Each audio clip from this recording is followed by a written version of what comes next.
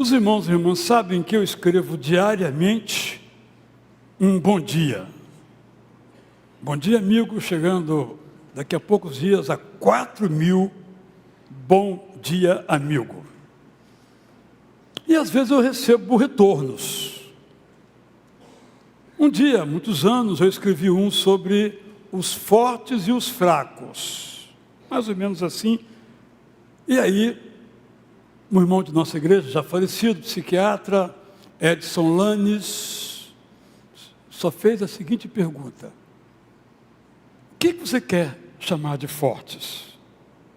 Só isso, eu entendi tudo. Depois, em outro contexto, outra irmã nossa aqui, também do campo da psicologia, Sônia Gertner, eu disse algo sobre os fortes. Ela me perguntou: quem são os fortes? Parece perguntas de pessoas que querem questionar tudo. Mas não é isso, não.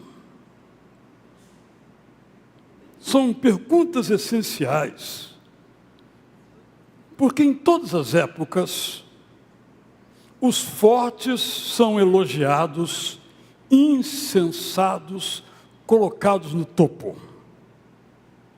Pode pegar a história, que nós temos mais claramente isso, a história de Alexandre o Grande. Um modelo de um general capaz, porque era forte. Vejam como ele morreu. Total fragilidade, por exemplo. Ou os gregos, as imagens atléticas, que se aplicavam até mesmo aos pensadores. Os romanos, que honravam a força, daí que vem a palavra virilidade, de vires, forte, macho, para usar os termos hoje já totalmente condenáveis. Quem é forte? Quem é fraco? Eu sou forte? Eu diria que sim. Nunca tive nenhuma sombra de depressão, por exemplo, na minha vida. Mas eu não sei se não terei. Eu não posso dizer aos irmãos que um dia não sofrerei de depressão. Por exemplo, isso até então na minha vida não me assombrou. Nessa área eu sou forte, mas nessa mesma área eu posso ser fraco. Pode ocorrer um evento na minha vida, seja ele qual for, que a minha resposta seja a depressão, diante da pressão. Ou seja, os fortes podem ficar fracos. E às vezes os fracos é que são fortes. Às vezes aqueles que enfrentam as maiores dificuldades da vida e vencem é que são os fortes. Você imagina às vezes uma pessoa que tem dificuldades até de locomoção e se torna um campeão olímpico. O fraco se tornou forte. Nós, no entanto, gostamos de valorizar certas coisas, esquecidos que quando as valorizamos, nós enfraquecemos aquele que já se considera fraco. A igreja não pode ser um lugar de estigmatização da doença mental ou de valorização dos fortes e dos saudáveis. Lamentavelmente, boa parte das igrejas evangélicas se converteu a essa ideia dos saudáveis, dos fortes. Se você for para aquela igreja, você vai ser forte, saudável, inclusive rico. Infelizmente. Ignorando o que é a natureza humana. Eu sempre gosto de dizer que aquela pessoa que enfrentou muitas dificuldades na vida e a superou, aquelas pessoas que tiveram limitações no seu corpo, na sua mente, conviveu, superou e realizou, se eu pudesse classificá-las, essas são as saudáveis, essas são as fortes. Estou dizendo isso porque muitas vezes nós recebemos notícias da pessoa A, conhecida sempre, é claro, famosa, assim dita, que deu cabo de sua vida. Como assim, se ontem ela estava no Instagram ou no Facebook vendendo felicidade? Não combina, tem alguma coisa errada. Muitas, na verdade, coisas erradas. Mas porque também as pessoas querem vender essa imagem de forte. Pastor, então, não fica doente. Pastor, não tem depressão. Pastor, não fica triste. É uma mitologia em que a vítima é o próprio pastor. Por exemplo, é assim as demais situações, as demais circunstâncias. Por isso eu estou dizendo isso, que em lugar de ser um lugar que estigmatiza, que segue os padrões malévolos da sociedade, nós devemos ser um lugar de acolhimento e cura. Nesse contexto, quero então trazer algumas sugestões para nós. Primeira, a igreja tem e deve ter um impacto positivo na vida dos que sofrem mentalmente. Em outras palavras, os que sofrem mentalmente, se puderem participar da vida comunitária, pode ser que o grau, às vezes, da sua enfermidade não o permita, mas se puderem participar da vida comunitária, devem vir, precisam vir, e vindo, devem experimentar, a partir da nossa fé, de nosso acolhimento, um impacto positivo sobre a sua vida. Graças a Deus, nós temos exercido impactos positivos sobre as vidas de muitas pessoas. Não sabemos aqueles que se sentiram rejeitados por nós. Deve haver. Infelizmente, deve haver. Mas sabemos daqueles que nós temos impactado positivamente. Se eu pudesse usar uma frase, diria: os doentes mentais para nós importam. Boa parte da sociedade não se importa. Boa parte, por exemplo, das empresas se importam porque a lei obriga. Tem que ter X% de A ou B. Então, por razões ilegais, se importam. Mas, na verdade, não se importam. E tem que ser oferecido benefício fiscal para a empresa se importar. Por exemplo, o nosso padrão não pode ser esse. Nós vivemos sob a égide, no compasso da graça. Nenhuma pessoa doente mental que foi a Jesus voltou sem ser impactada.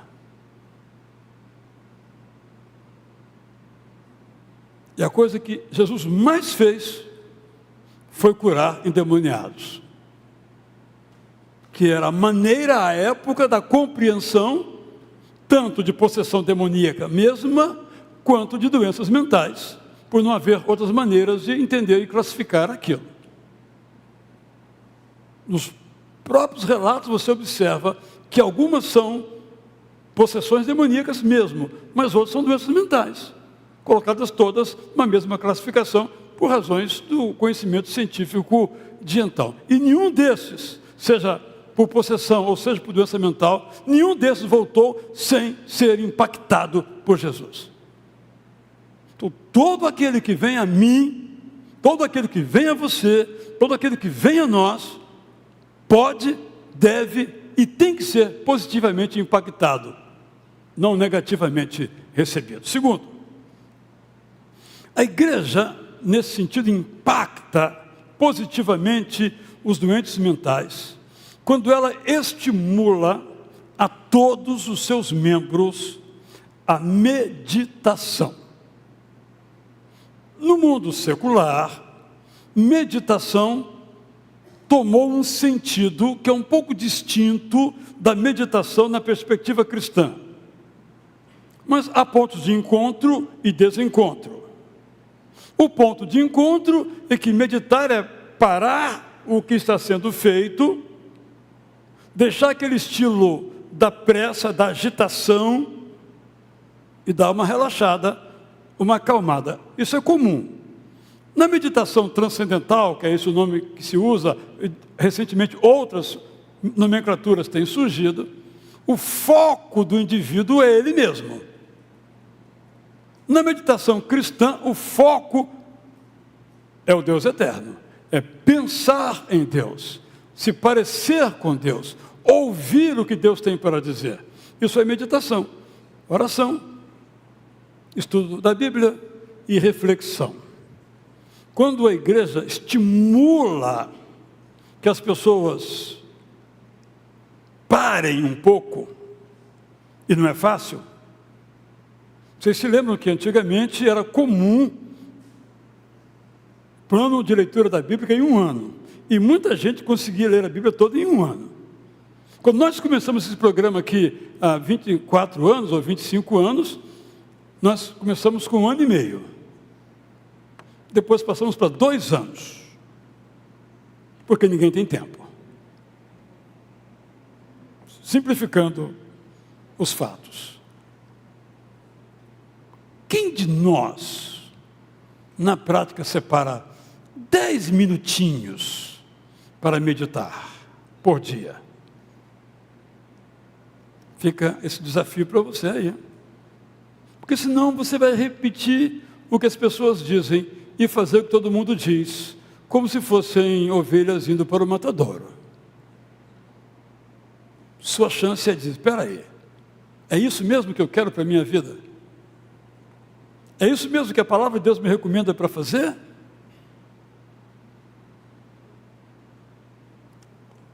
A igreja exerce um impacto positivo na vida das pessoas quando ela possibilita a contiguidade. Estou usando aqui a palavra contiguidade para significar o estar um com o outro. Comunhão, conexão, amizade. Nesse sentido, a igreja é extraordinário lugar. Nesse sentido, nos reunimos num grupo como um coro, num pequeno grupo ao longo da semana, nos reunimos no culto, nos encontramos com pessoas, estamos nos conectando com pessoas. E neste contexto, nós recebemos os doentes mentais e interagimos com eles. É claro, uma pessoa com autismo severo, você vai cumprimentá-la e aparentemente ela não vai lhe responder. Mas é aparentemente. Ela responde do seu modo. Você nem percebe, mas ela respondeu. Tanto responde que se você não a cumprimentar, ela sente falta. Temos aqui experiências para narrar a esse respeito, mas é claro que nós não o faremos.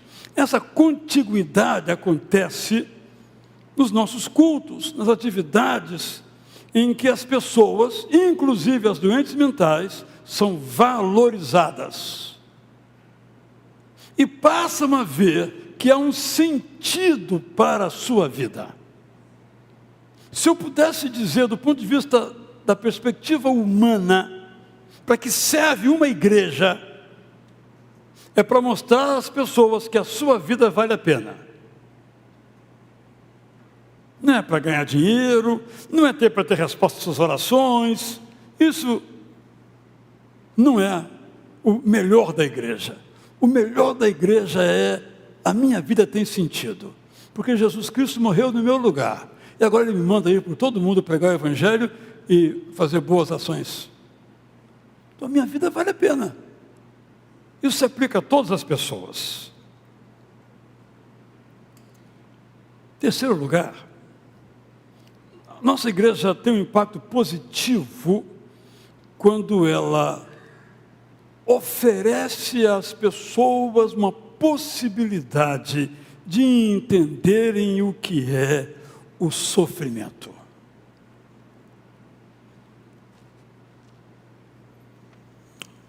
Pouquíssimas pessoas procuram a igreja para agradecer. Batizei uma pessoa uma vez aqui. Por que você veio para a igreja? Para agradecer. Não ficou na igreja. Não por isso, mas não ficou na igreja. Não é uma história feliz para eu contar.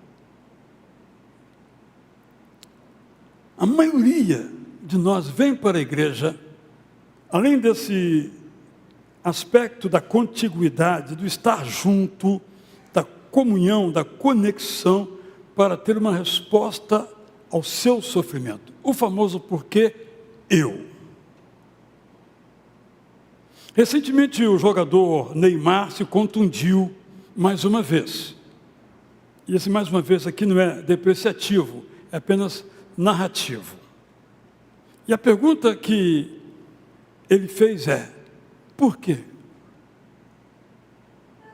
Quando o jogador Ronaldo, chamado Fenômeno, disputando uma Copa do Mundo, também teve uma seríssima contusão e não pôde continuar, ele também perguntou por quê. Todos nós fazemos essa pergunta. A menos que nós não soframos. Mas não acredito que haja alguma pessoa que não sofra. E também acredito que muito dificilmente uma pessoa entende o que é a felicidade se não sofrer.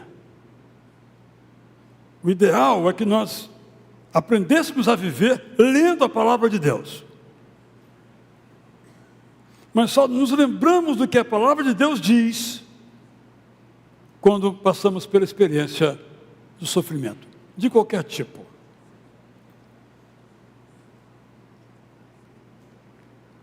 A fé cristã não explica o sofrimento. O sofrimento não tem explicação. Aqueles que a relação entre causa e efeito é evidente: fumou, câncer de pulmão. Ninguém pergunta. Nunca fumou, como agora o Loren Cunningham, né, o fundador da Jocum, morreu de câncer no pulmão, nunca fumou. Por quê? Não está na nossa lógica explicativa, né? Por exemplo. Então a fé cristã não tem o propósito de explicar o sofrimento. Como eu sempre gosto de dizer, quando nos dão uma resposta ao sofrimento, o que é que nós fazemos? Outra pergunta. Acaba nunca. O que a fé cristã nos mostra é que Cristo sofreu juntamente conosco. Isso faz uma diferença completa na nossa vida. Se alguém, estando você em sofrimento, chega ao seu lado, dá-lhe um abraço, ela não precisa falar nenhuma palavra. Ela está dizendo: estou com você, não sei o que fazer, nem sei como fazer, não sei o que dizer, mas eu estou aqui, sem palavras. É isso que cura, conforta, recupera, regenera. A fé cristã, portanto, é a história do Deus que sofre conosco em Jesus. Nós às vezes temos alguma dificuldade de entender isso. algumas vezes temos dificuldade de entender até o sofrimento de Jesus. Há até pessoas que acham que ele não sofreu. Ele pareceu que sofreu, mas ele não sofreu, porque ele era Deus. Aí se faz uma confusão tremenda para justificar a nossa teologia. Mas Jesus era homem-Deus. E ele disse: eu não quero morrer. Ele disse aos seus discípulos: a minha alma está angustiada até a morte. O que é isso senão depressão? Não, mas aí não é bem assim. Ok, estamos classificando. Obviamente, não temos os elementos para fazer uma anamnese e uma classificação. Mas estamos dizendo que ele experimentou algo que nós chamaríamos de depressão. Não, mas Jesus, a nossa cabeça não consegue trabalhar com a ideia de que Jesus foi 100% humano e 100% divino. Aí que o nó na cabeça fica completo, mas ele foi isso, 100% humano e 100% divino. Se eu entendo ou não entendo é outro capítulo, mas Jesus sofreu, e foi isso que ele fez, que é a história do cristianismo. Deus sofrendo conosco em Jesus, Deus morrendo, sendo mais claro ainda, Deus morrendo em nosso lugar, na pessoa do seu Filho. Filho esse que era completamente igual ao Pai, completamente divino. Só que desde o início, as pessoas, sem poder entender isso, começaram a bolar soluções. Não tem solução. O que está escrito que ele disse: eu não quero morrer. O que está escrito que ele ficou angustiado até a morte. Mas também está escrito que ele olhou para a glória e a alegria que ia receber e submeteu. Faça a tua vontade, não a minha. Está tudo escrito. O que eu estou dizendo que a fé cristã é uma resposta ao sofrimento, mas não uma resposta teórica, uma resposta prática. E uma resposta que me convida a dizer assim: se o Deus eterno sofreu por mim, eu posso me dedicar ao outro e sofrer pelo outro. É uma história completamente diferente do Evangelho. O forte, Jesus, se torna fraco. E quando ele se torna fraco, ele se identifica comigo e eu com ele. É uma revolução na nossa mente. É claro que gostamos dos versículos, outros que falam de outros aspectos também são verdadeiros. Mas às vezes eu preciso saber que Deus se identifica comigo. E que eu posso, me identificando com Ele, ajudar os outros e entender por que eu sofro. Mais ainda, a igreja nos impacta positivamente quando nos dá um senso de missão. Eu repito esse tema, acho que todos os dias em tudo que eu escrevo. Mas é a coisa mais difícil das pessoas entenderem. Há pessoas que procuram a igreja por aquilo que vão receber, não por aquilo que vão dar. E aí, não vão encontrar. Há muitos anos eu preguei um sermão aqui com o seguinte título: estão procurando o Jesus errado. Há muitos anos. Há muitas pessoas que procuram Jesus, o forte Jesus, o rico Jesus. Ouvi de um pregador dizendo que Jesus era rico e devemos ser ricos como ele. Mas ele não falou rico no sentido assim simbólico, espiritual, não. Rico mesmo, Jesus tinha dinheiro. Ele elabora um raciocínio totalmente furado. Como é que era rico alguém que não tinha nem de morar? Na melhor das hipóteses, morava na casa da mãe. porque não tinha um lugar para si. Como é que ele era rico? Foi espiritualmente riquíssimo, trilionário, mas do ponto de vista material, era paupérrimo. Quando saía em suas caravanas missionárias, tinha que fazer oferta, senão ele não tinha como ir, tinha que comer. Quando ele parou, sua equipe e ele pararam na Samaria, eles foram comprar comida, aquele dinheiro veio de ofertas. Diz a Bíblia que mulheres o serviam, o atendiam, providenciavam os recursos. Estou dizendo isso porque nós temos que olhar para o Jesus do Novo Testamento, não de nossas imaginações, elucubrações e interesses. Porque o sentido da vida, estou repetindo isso, falo isso há 50 anos. A linguagem bíblica é servir. O sentido da vida é servir. Sabe como é que uma pessoa convive e supera a sua depressão? Dedicando algumas horas da semana para ajudar os outros. Por egoísmo. No sentido de que ela está fazendo com uma intenção excelente, é claro, mas ela é a grande beneficiária. Só para ilustrar o que eu estou dizendo, porque dá àquela pessoa não só um senso de pertencimento, eu faço parte de uma comunidade, mas de relevância, de valor.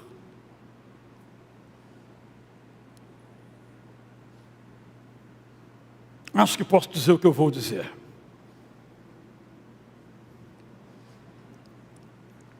Eu bebi essa água aqui na garrafa, coisa que não se faz. Tem aqui um copo.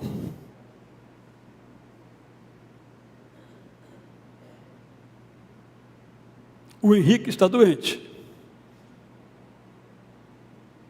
E a missão de vida dele é servir aqui a água. Ai de quem faz isso antes dele. Eu tenho que resolver muitos problemas. Mas hoje ele foi operado do olho. À noite ele deverá vir, vamos orar por ele. Ele não veio. Mas ele pediu a irmã Helenice, a diaconisa. Eu já falei com ela, ela vai colocar água para você. O que é isso? Sentido de missão. A minha missão é servir a água para o pastor, seja quem ele for. Domingo passado tinha 2 convidados. Ele disse, levo quantos copos, quantas garrafas? Ele está atento, ligado em tudo. É a missão dele. Eu estou dizendo com isso porque se eu bebesse essa água aqui na garrafa, eu levaria depois uma grande bronca. Eu não coloquei o copo lá para você? Com toda a razão. Colocou o copo, eu não usei o copo. Que falta de consideração é essa? Ele não está certo? Está totalmente certo. O que eu estou dizendo, irmãos? A gente aprende convivendo com essas pessoas. Não sei se isso eu devo dizer, mas vamos lá. Ele ficou chateado comigo recentemente. Eu fiz tudo para ele me dizer por quê. Não disse. Por que ele não disse? Não consegue se expressar. Na limitação dele, ele não consegue se expressar. Aí, durante uns 15 dias, conversando, eu entendi o que era. Ele não ganhou uma camiseta da Bíblia para dizer da palavra.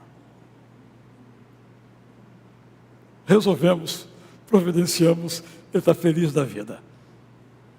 Estou dizendo isso, irmãos, para mostrar a seriedade com o que uma pessoa que tem limitações faz as coisas para fazer. E aquilo se tornou uma missão. Ele é feliz, porque ele tem uma missão. Ele não quer só fazer isso, ele quer mais. Eu acho que boa parte das pessoas, inclusive algumas aqui, não tem um senso de missão. Para que você vive? Boa parte de nós não tem essa resposta. Mas o Evangelho é muito claro a esse respeito. Podemos colocar de muitas maneiras. Os presbiterianos gostam de usar a chamada Declaração de Westminster, que nós existimos para glorificar a Deus. Está bem. Os embaixadores do rei têm a sua declaração de que é servir. Se não for para servir, para que nasci? São todas dentro do escopo da teologia bíblica do Novo Testamento. Qual era a missão do povo de Israel? Aquela história toda que a gente lê, às vezes nem entende. Tinha uma missão. Era legar o Messias ao mundo. Quando nós temos uma missão, nós enfrentamos qualquer dificuldade na vida. Quando mesmo uma pessoa que tem as suas limitações, tem essa percepção da missão, e nós temos alguns outros aqui que também têm limitações, mas têm clareza na sua missão, a vida é outra. Porque a nossa missão não é ser famoso. A nossa missão não é ser rico. A nossa missão não é ser querido. A nossa missão é proclamar a graça de Jesus. Claro que isso inclui diferentes aspectos. Concretamente, diferentes aspectos. Eu estou insistindo, eu vou continuar com o tema de como a igreja pode ser um lugar de acolhimento e cura, mas quero insistir nesse ponto aqui. Quando nós não temos ninguém na nossa família ou próxima que experimenta ou experimentou alguma doença mental, nós temos uma maneira diferente de ver. Nós nem vemos, na verdade. Nós fazemos de conta que vemos.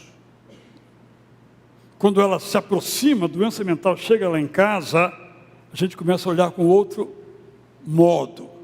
Começa a ler sobre o assunto, pesquisar o assunto, e entender a forma que essa pessoa tem de se comunicar, que não é a nossa forma, por exemplo. Eu só quero repetir o meu propósito, que nós como igreja não podemos nem devemos ser um lugar, nem como família. Há uma irmã, a quem não conheço pessoalmente, que me escreve todos os dias, 3 vezes por dia. Bom dia, boa tarde, boa noite. Raramente, obviamente, eu respondo, mas ela é fiel. Ela escreveu assim: ore por mim. O meu remédio não chegou. Eles não entendem que eu preciso do remédio. Aí eu juntei as peças. Ela está dizendo que a família dela não acha que ela precisa de remédio.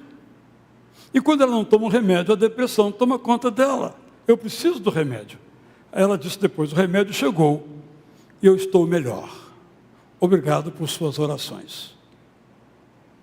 Irmãos, compreender alguém, a nossa família, com doença mental, é mais difícil do que compreender o estranho. Mas eles podem estar dentro de casa, nossa casa.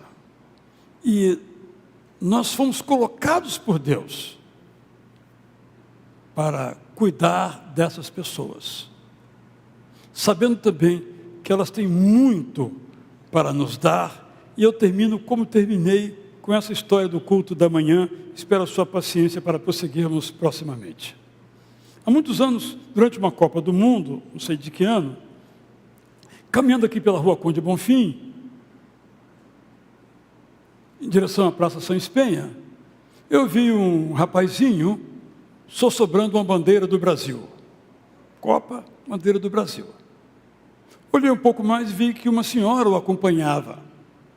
E percebi que, havendo o sinal sendo aberto, que ela pegou o garoto pela mão para atravessarem a rua. Então eu entendi. Era um garoto com síndrome de Down, pelas feições, e a mãe cuidava dele. Continuei a minha caminhada.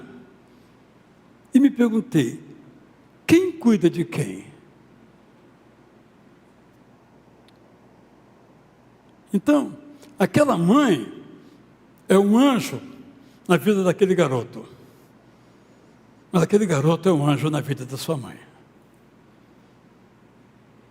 Que olhar nós temos para os especiais? Eu disse que termino, mas vou trazer um outro exemplo aqui. Muito conhecido, infelizmente o livro esgotadíssimo. O livro que foi escrito na época um dos casais mais famosos do cinema e da música. O casal Rodgers, Roy Rogers. Meu Anjinho Desconhecido é o livro. Não está em domínio público ainda, senão eu publicaria, pelo menos na forma de e-book. E eles tiveram uma menininha, vários filhos, uma menininha chamada Robin, que era doente mental, também com sequelas físicas, e morreu bem menininha ainda. E eles escreveram esse livro para dizer o seguinte: a nossa família era trabalhar, ganhar dinheiro e ficar cada vez mais famoso. Isso é o nosso trabalho, nosso propósito. Eu e minha esposa, nossos filhos, todos, mesma coisa. Vamos ganhar dinheiro, ficar rico, ficar famoso. Aí nasceu a Robin. E a família toda mudou. Entendeu que isso não é a vida. Por isso o título do livro, Meu Anjinho Desconhecido. Aquela família foi abençoada, transformada positivamente por causa de alguém que, aspas, nem pensar direito pensava. Fecha aspas. Não sei qual é a sua condição, não sei qual era a sua situação, mas nós temos como pessoas, como família e como igreja, a oportunidade de acolher e ser acolhido pelos nossos doentes. Com aquela sinceridade de quem não tem um discurso elaborado e não inventa mentiras para nos agradar. Não gostou? Não gostou. Gostou? Gostou. E a gente não faz assim, né? A gente elabora, complica, sofistica para ficar bem na fita. Mas eles não, elas não. Eu vou prosseguir, dizer outras coisas proximamente, mas gostaria que todos nós nos comprometêssemos individualmente, como família, como igreja, a acolher. Se a gente não entende, vai estudar. Como é que é isso? E assim nós vamos construindo uma sociedade em que todos são iguais. Agora eu termino de verdade. Aqui na nossa igreja temos um garoto que ele é especial. Temos vários, né?